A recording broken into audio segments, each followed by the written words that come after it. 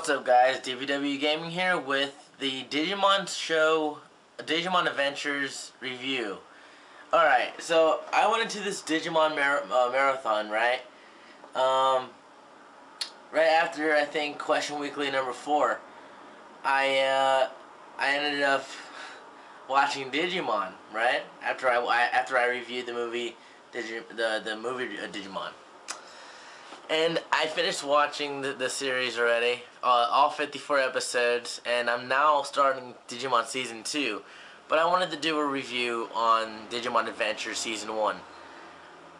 If you are a kid, or someone like me who grew up on Digimon or Pokemon, I say, as you are now, if you haven't watched the show in like years since you were a kid, watch it again. You're missing out. Okay. So yeah, your main characters are TK, Kari, Tai, Matt, Joe, Izzy, Mimi, and Sora. And these are kids, they all meet for the first time, right, in the summer camp. And this is when they get their Digivices and they go to the Digiworld for the first time. And they don't know what the fuck's going on. And then they meet these digital monsters. And what I like about it is that they actually were like, whoa, what the fuck are those? You know, they didn't accept the fact that, oh, they're talking animal. Yeah, so what's up? It's not like that. It's a natural reaction. Like if you saw a monster, you'd be afraid of it too. It was a natural reaction. I like that. And then they had like the bosses. You know, like the dark evil characters that come out. Like Devimon was the first one.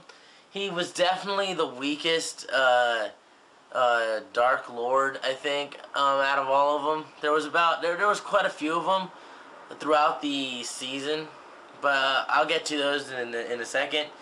Devimon was more like of a big evil, like vampire, you know. Let's see. Characters. Man, okay, in the beginning, for like 10 episodes, you have character development. Each episode is dedicated to one of those characters, right? And you learn more of their background. That's one of the things I really like about this show. You really get to know the character a lot more in their backgrounds. And I swear, this show is a tearjerker too. I cracked in the almost at the very it's one of the last episodes. I think it was 40 something. There was a sad moment, and it was a tearjerker, and it finally cracked me. Out of all the tearjerkers in this show, that one cracked me. I did have a tear, and it's like, damn, like it's that good. The character development, I think every character gets perfect airtime on their shows. And at first I thought Gomamon was gonna be the weakest, and as you can tell, I'm probably gonna have pictures for these characters or something. Gomamon I thought was gonna be the weakest, but he turned out to be just as powerful as the other ones. You know, he was not useless at all. None of the Digimon were useless. I actually thought that a lot of them were pretty fucking cool. But yeah, the main characters, like Tai has Agumon, Matt has Gabumon, Mimi has Palmon, Sora has Biomon, Joe has Gomamon, Kari has Gatomon, TK has Patamon, and Izzy had Tentamon.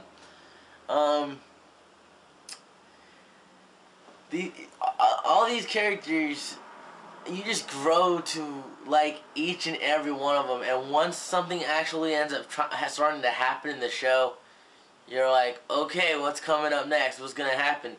Because one thing they started following in this season, I noticed, is that the Digimon only digivolve if if the Digidestined is in trouble, right? So, you know, that's one thing that I actually liked, because you don't know who the next enemy is gonna be, or you don't know how bad the situation is gonna be. That's one of the good things about the show. There's just like those kind of, like, it's kind of atmospheric in a way.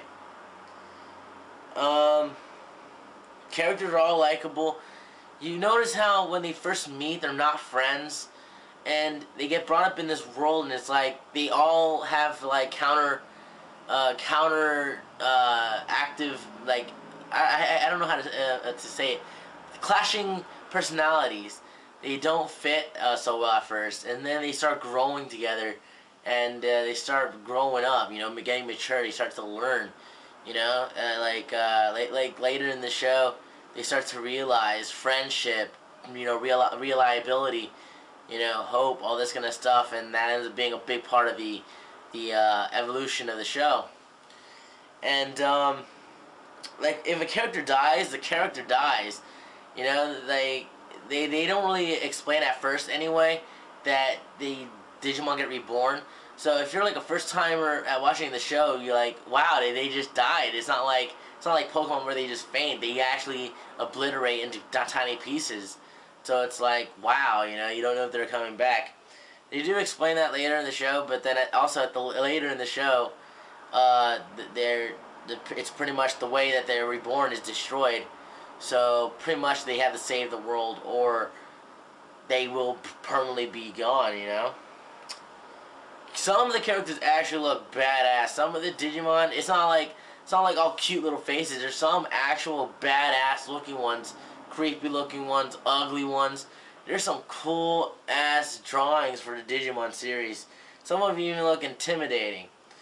Voice acting, sometimes it can be a little corny, but most of the time it's good dialogue. I thought the story was really good. Except for one part, episode 20. I remember so well because I actually memorized it on purpose so I can explain it in this review. There was a line that Tai said, and I swear to God it's a woman's voice, but it's not Mimi's or Sora's in the show. It's none of the characters, so who the fuck was this woman's voice talking as Tai? I don't know. It was one line, random, not... After that line, Tai's voice came back. I don't know what the hell that was about. And also, I really like episode 21 for the fact that Tai and Agumon go back to the real world. And you can tell that they put more detail into the animation in this, like the quality, the color and everything had more work put into it. And I like this one because all the things it points out, it's like that's like all pointed out in the movie. Like the movie that wasn't out at the time, it came out after the season was over. That's one thing I have to say I really liked about this show. It like hinted at things. I don't think it did it on purpose. I don't think they were even planning a movie this early in the show. But I couldn't help but notice these little things. And it explained everything. It explained what digital monsters were, what the digital world was. You know, like how much time has passed while they were in the digital world and in the human world. Like the story, it's just everything was good. I had to say, out of all the Dark Masters, like all the people that were trying to, you know, roll or whatever, Davimon I thought was the weakest. I think. My Otismon, I had to say, was the most intimidating looking. Like the situation they were in was that he was destroying the Tokyo and all that. You know, taking over, killing people. You know, he was actually destroying these people's homes and stuff. So he actually felt that situation was more serious than the others.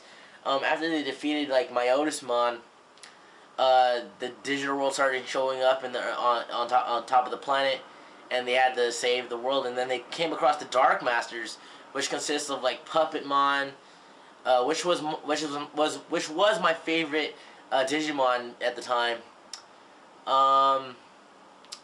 Pipemon or Pikemon, some clown, a big robot thing that looks like Mega Godzilla or Metal Godzilla, whatever, what the fuck ever, and Metal Seadramon.